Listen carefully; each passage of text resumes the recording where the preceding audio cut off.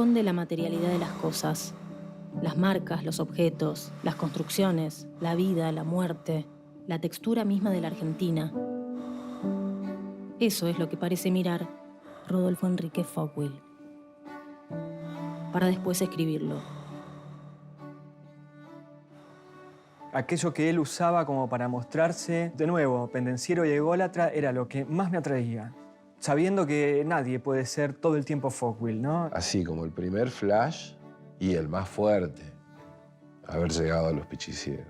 Era súper ácido. Cada vez que se acercaba a nuestro taller, era recibir un montón de latigazos profundos que te hacían pensar en lo que estabas haciendo. Esa cosa a irritar a lo... ¿Viste lo que era la cosa llorona del retorno a la democracia, digamos? Y este tenía una posición que me pareció bastante más lúcida. Creo que es un tipo que trabajó para ser autor, para ser escritor, para ser reconocido como tal. Pero no alcanza con trabajar para eso. Era un gran escritor. Polemista, peleador, escritor maldito. Eso y mucho más le cabe al personaje que entendió que para ser agitador cultural, en una época donde la cultura se cuece en industrias, además de ser agudo y escribir bien, había que armar quilombo.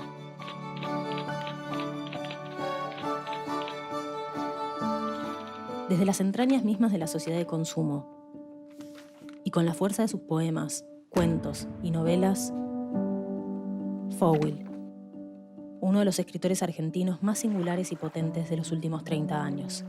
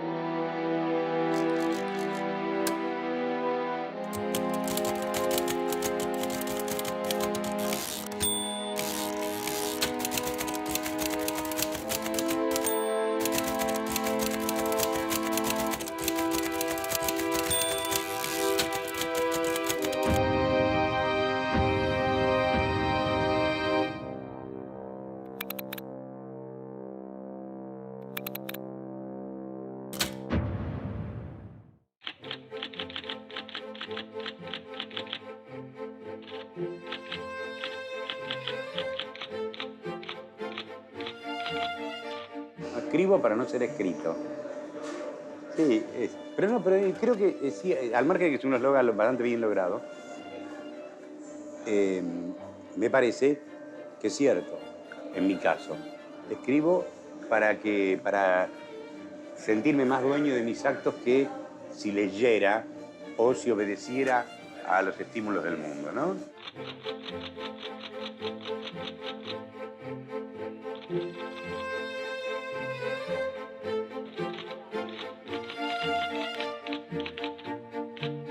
Fogwill nació temprano en la década del 40, con los nombres Rodolfo y Enrique por delante.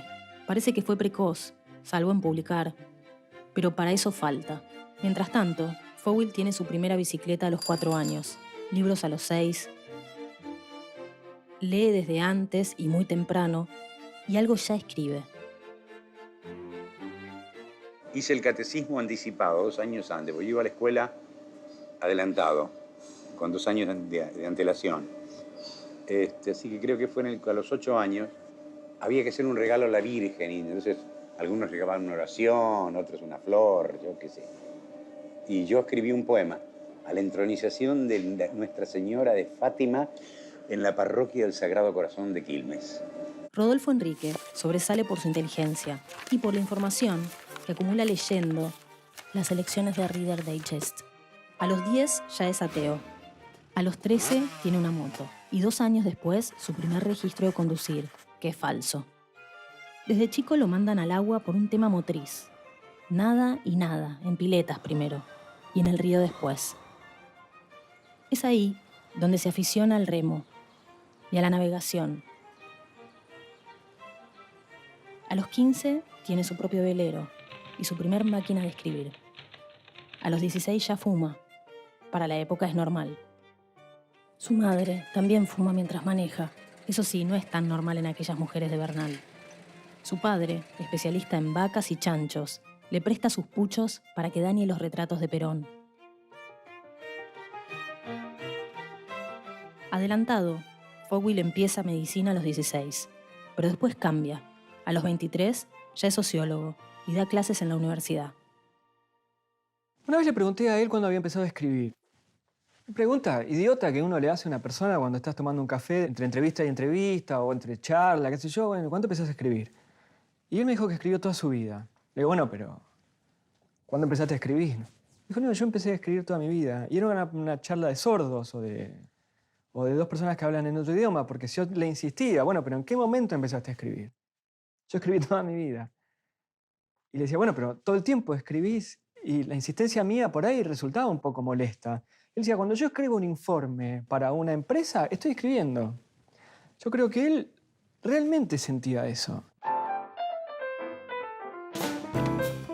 Fogwill se sumerge en las entrañas del capitalismo, el mundo del consumo. Hace análisis de mercado para empresas de cigarrillos, escribe slogans y también chistes que vuelven más atractivo ese chicle que todos los nenes quieren comprar. Gana fortunas y así, fumando en pipa, bronceado por el sol de la navegación y con un Citroën 13B en el que viaja por el país con su primer hijo, Fogwill entra a los 70s. Monta su propia empresa de marketing y las utilidades crecen, y algunos excesos también. Fogwill es del tipo de Bon Vivant que nos venden comerciales de la TV, pero también el tipo que circula por las mesas del bar La Paz, caldo de cultivo de la intelectualidad local. Ahí llama la atención, por su dandismo y por el gusto que tiene por meterse en discusiones sobre política, cultura o psicoanálisis, en las que despliega su inteligencia sagaz. Fogwill es un tipo raro, porque es muy vitalista. La vitalidad de Fogwill se ve en su persona y se ve en sus libros. Sus personajes hacen cosas, piensan, disfrutan, sienten placer. Fogwill, estoy seguro de que era un tipo así.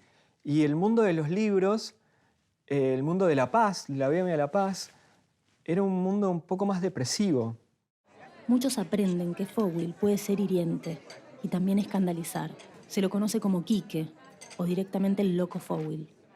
Viste, hay ciertas personas que entran a un lugar y la química del lugar se transforma completamente. Era una presencia muy, muy arrolladora. Agarra una postura un poco más cómoda, que es la de impresionarte, ¿viste? Prepearte un poco porque es él. Para finales de los 70s, Fogwill ya tiene 2 hijos, Vera y Andrés, y su propia agencia de publicidad. En la sala de reuniones de la oficina que ocupa un semipiso en Callao y casi Santa Fe, Fogwill junta a todos sus empleados y con los dedos manchados de tabaco les lee los poemas que aún no publicó. Adquirí mucho oficio de escribir, escribiendo informes de marketing, campañas de publicidad, fundamentaciones de campañas de publicidad, jingles, comerciales, guiones de cine, para documentales. Es en esas oficinas de su agencia DOC que funda Ediciones Tierra Baldía. Fogwill, que es un agudísimo lector, publica a los poetas Néstor Perlonger y Leónidas Lamborghini en una operación puramente fogwilliana. Busca armar su propio y nuevo canon y se mete adentro de él. Y está bien, porque así hace su ingreso en la literatura argentina. Ahí, cuando anda por los 38 años, Fogwill gana un concurso de cuentos auspiciado por Coca-Cola. Como conoce del mundo comercial, Fogwill pide más plata para publicarse bajo la marca y finalmente decide publicarse bajo su sello, Mis Muertos Punk. Ahí está Muchacha Punk, escrito de una vez en la cubierta de su barco, y que es uno de los cuentos clave del final del siglo XX. Básicamente nosotros nos relacionamos con escritores a partir de él también. A partir de ese encuentro fue como que se abrió el mundo de la literatura para nosotros y es una influencia enorme para nuestros trabajos. Siempre todas nuestras obras están inspiradas de alguna manera en algún texto o algún ensayo. Fue una presencia clave para eso también, para abrirnos el mundo de la literatura como fuente de inspiración. Me parece que explota Fogwill en sus cuentos. Tiene la forma breve, el control de las palabras, el control de la acción. Me parece que en esos cuentos japonés, Muchacha Punk, Los hilitos de sangre, no sé, cualquier cuento que vos agarres tiene peso propio. Y entonces, cuando corre 1981 por una estafa o una defraudación con facturas ad hoc, Fogel termina en Caseros. Cuando deje la prisión, 6 meses después, casi no le quedará nada. Mucho no parece molestarle de ahí en más, porque lo que le importa realmente es escribir. Un día que Fogel pasa por lo de su madre a buscar comida y saludar, es la voz de ella la que lo lleva a escribir. Hundimos un barco. Sobre esa experiencia que apenas se anuncia, Fogel escribe, rápido y en caliente, en los días que van del 11 al 17 de junio de 1982, el primer libro sobre la Guerra de Malvinas, y posiblemente el mejor.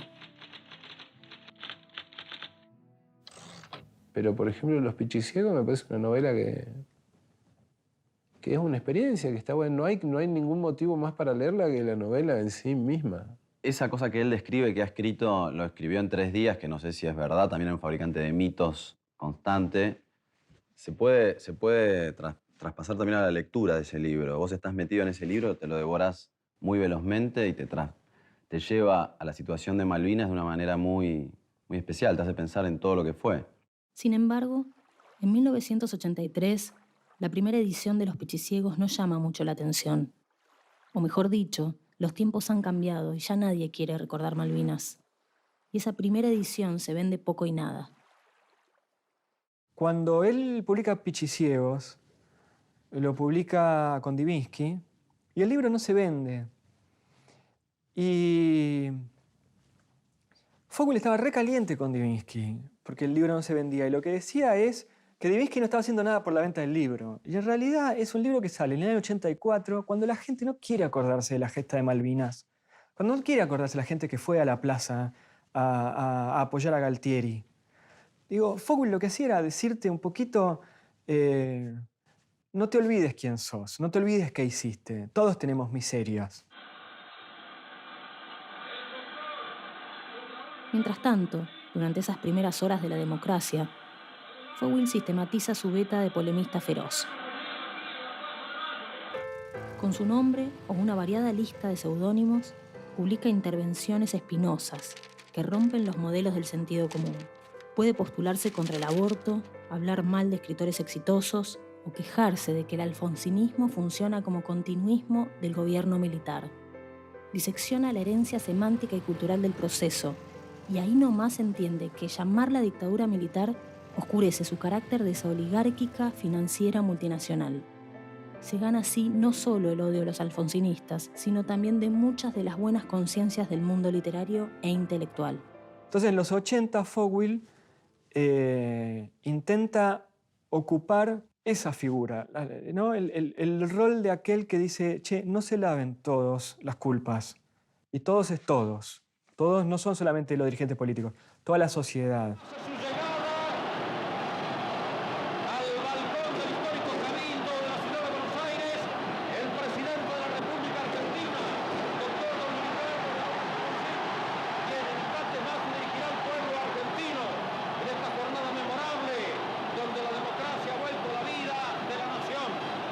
Yo creo que Fogel era honesto, en su forma de ser era honesto. Tal vez en esa honestidad nunca descuidaba la construcción de marca. Digo, Fogel no solamente era construcción de personajes, sino sobre todo construcción de marca. Pero a Fogel todo ese quilombo que arma no lo detiene. Más bien al contrario, el desorden y los conflictos lo ponen en acción. Y a su modo, lo estilizan aún más. Durante los 80, decide suprimir sus Rodolfo y Enrique, y con solo su apellido como marca publica algunos de sus mejores cuentos de la década. Él sabía la musicalidad de su apellido, la musicalidad, el capital simbólico de un apellido inglés. Me suena que Fogel usaba su apellido como marca y su figura también como marca. Es el loco Fogel para algunos, o a lo sumo es escritor maldito para otros más. Pero Fogel está ahí, agazapado, para dar caza al lugar que cree que le corresponde en la literatura argentina actual. ¿Qué son los 90? Para los que la leyeron, los 90 son vivir afuera. publicada en 1998. Vivir afuera es una novela que da cuenta del neoliberalismo, la crisis y los cambios sociales de la década. Lo que yo escribí era muy difícil de metabolizar y era muy vulnerable. Era muy vulnerable. Y lo que yo pienso es completamente... inadecuado. ¿Y por qué me lo toleran? Porque me tienen miedo. Y me tienen miedo por el peso de la foto. Quiere decir, la foto y toda la pavada esa, ¿no? Pero antes, para Fogwill, los 90 fueron años en los que ha desplegado su escritura, publicando novelas y poesías y reeditando cuentos. Han nacido su hijo Francisco y nacerán luego Pilar y José, confirmando que le gusta mucho criar. Y por mudanzas y separaciones ha perdido bibliotecas y papeles, y novelas inéditas, anteriores a las computadoras a las que se volvió adepto, en especial para armarlas y desarmarlas. Y otra cosa muy especial que hacía era traer siempre a sus hijos pequeños al taller. Por más que estemos haciendo cosas que no eran para la vista de unos niños, era como un padre muy especial con los más pequeños. Con los grandes no tengo ni idea, pero de hecho ahora José Fogwill, el más chiquito de los varones, trabaja con nosotros. Medio que se transformó en una cosa media familiar la relación. Fogwill era un tipo que trabajaba con internet y era muy adelantado, muy adelantado. Y él, para mí, se dio cuenta muy rápidamente que internet era un canal de comunicación súper potente. Y su página hoy es una página que da risa, pero esa página hace 15 años era el estilo de página que había en internet. En un mundo de aduladores y críticos condescendientes, la franqueza de Fogwill no cae a todos por igual. Depende de quién lo recuerde. Fogwill podrá ser generoso o dañino, cínico o divertido, irónico o peleador, autoritario o iluminado. Lo que tenía aquí que también en su escritura era que no solamente te planteaba una situación puntual narrativa, sino que también te llevaba a pensar en todas las cuestiones que estaban por afuera de la literatura. Vos empezabas a pensar en todas las situaciones por las cuales él llegaba a escribir ese cuento. Otro cuento que me gusta mucho es Help a él, por ejemplo. También soy muy lector de Borges y cuando agarré ese libro, ese cuento, me pareció alucinante cómo retransformaba el Aleph y le daba el tono erótico a la literatura al cuento del Aleph de Borges, que es totalmente desprovisto de esa temática, por ejemplo, ¿no? Y mientras se acaba el siglo y edita nuevos libros de poemas, algo cambia. Como si fuera una anticipación a la crisis que va a venir, sus nuevas novelas empiezan a faltar. Así, en otro orden de cosas, nos llega desde Barcelona. A un año por capítulo, la novela revela escenas de un personaje desde 1971 a 1983.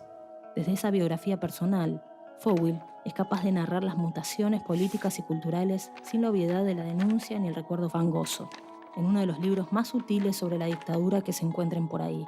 Fogwill construye año a año la textura de la historia reciente de un país, el nuestro. Creo que cuando yo tenía amigos escritores que eran Briante y Lamborghini, que eran buenos escritores, y éramos tres marginales directamente. Había alguien más. Digamos, no existía el sistema editorial, no estábamos nosotros en el sistema editorial, ¿no? Pero ahora los escritores son máquinas de leer noticias, de leer Ñ y de leer los suplementos culturales para ver quién va primero, quién va segundo, a quién lo levantan, a quién lo bajan.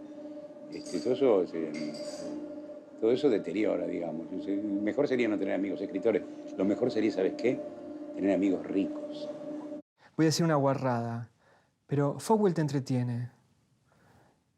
Hay muchos autores muy importantes que son buenísimos y hay que leer y son un poco farragosos. Fogwill no. Fogwill, en esa aparente levedad, hace que vos pases la página, pero sabés que dentro de esa página hay tanto contenido. Te entretiene y se toma en serio. ¿Cuántos escritores vos leés que hay un momento en el que en la novela o en el cuento el tipo se cagó? Y decís, mirá lo que hizo acá, ¿por qué hizo esto? Y Fogwill no. Fogwill se la juega, se nota eso, y uno como lector lo agradece. Más allá de que muchos de sus lectores discutan si prefieren sus cuentos o sus novelas, lo que parece que es real es que lo que más ama Fogwill es la poesía, y recitar en voz alta las que le gustan es algo que hace sin parar. Y es esa voz, grave, poética, original, la que se escucha en sus mejores poemas.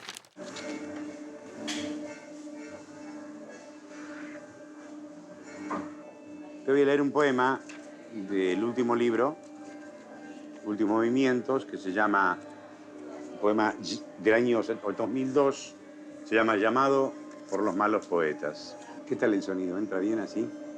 Se necesitan nuevos sentimientos, nuevos pensamientos imbéciles, nuevas propuestas para el cambio, causas para temer, para tener aquí en el sur. Y arriba, España es un panal de hormigas orientales, rumanas, tunecinos, suecas a la sombra de un rey. Riámonos del rey, de su fealdad, de su fatalidad, de su graciosa realidad. La realidad es un ensueño compartido. La realidad de España es su filosa lengua pronunciando la ñ y su mojada espada pronunciando el orden del capital y la sintaxis. Ay, lengua, aparta de mí este cuerno de la prosperidad clavado en tu ingle, suturada de chips, y cubre nuestras heridas con el bálsamo de los malos poemas. Para cuando cierra la década del 2000, Fogwill ya es Fogwill. No sabemos si el que quiere ser, pero seguro alguien reconocido por el mundo literario, no solo local. Recibe premios por libros que ya publicó y becas internacionales de buen nivel. Con los 21 relatos que él mismo seleccionó, se editan sus cuentos completos. Y ahora sí, sus novelas se consiguen editadas acá. Fogwill vive ahora solo y ha empezado a cuidarse. No fuma, o fuma menos, se cocina. Mantiene su rutina diaria de nado que lo ayuda con sus problemas para respirar. Por supuesto, sigue disfrutando en decir barbaridades, pero ahora es distinto. Ya no es el francotirador que tirotea desde los bordes. Y entonces un día, un gesto fogwilliano, vuelve a descolocar. 30 años después de haberse peleado con Coca-Cola, ahora nos vende las bajas calorías de esa bebida popular. Él gana el premio Mis Muertos Punk y después se pelea con el premio y dice: yo no lo voy a editar con ustedes por esta plata, qué sé yo, y lo edita, hace una autoedición. Y en la tapa tiene una chapita de Coca-Cola abollada. 25 años después tiene la publicidad de la Coca-Cola Light de Se necesitan malos poetas. La parte más melodramática del poema, ¿no? Es la que queda para Coca-Cola. Una cosa muy, muy especial fue cuando estaba muriendo en el hospital. Estábamos ahí, ¿viste? Esperando el momento tan triste. Y se acercaban decenas de personas que habían tenido la misma experiencia que nosotros de distintos ámbitos.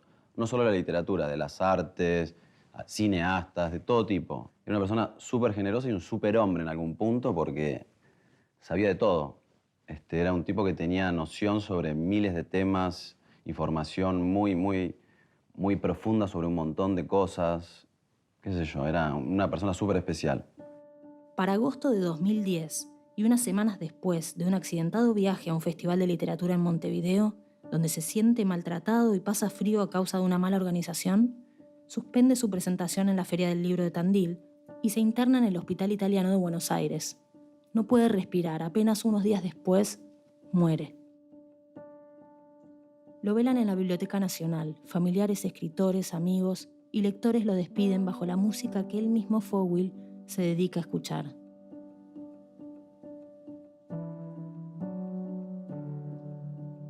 Dejó 5 hijos, una larga lista de gente enojada con él, un lugar en la publicidad con buena cantidad de dinero detrás para ser escritor. Y por supuesto, poemas, cuentos, novelas, publicados durante 30 años, en los que libro a libro construye una de las mejores obras de la literatura local, que tiene todavía capacidad para sorprender y atrapar, de la que no hay forma de que la televisión le haga justicia real. Así que lo mejor será apagar y salir corriendo a leer uno de esos libros de Fogwill.